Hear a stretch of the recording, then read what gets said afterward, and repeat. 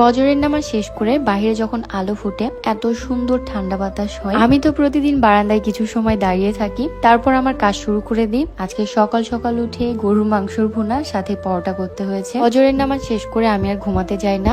আপনাদের ভাইয়া 7টার মধ্যেই বের হয়ে যায় কাজে। তবে আমাদের সবচাইতে বেশি ঘুম কিন্তু সকালেই পাই। ফজরের আজানের পর থেকে শয়তান একদম চেপে বসে, কোনোভাবে চোখ খোলাই যায় না। তবে আমি প্রতিদিন সকালে এসে বারান্দায় ভাবে কিছুক্ষণ দাঁড়িয়ে থাকি যেন আমার আর ঘুম না আসে। তারপরই সকালের নাস্তা বানাতে চলে যায়। 6টার মধ্যে আমাকে সকালের নাস্তা রেডি করতে হয়। 7টার মধ্যে আপনাদের ভাইয়া খেয়ে একদম কাজে বের হয়ে পড়ে। সকালে যেদিন ভালো খাবার খেতে ইচ্ছা করে আমাকে সে রাতেই বলে দেয় সকালে কি খাবে। আজকে সে গরুর মাংসর ভুনা দিয়ে পরোটা খেতে চেয়েছিল।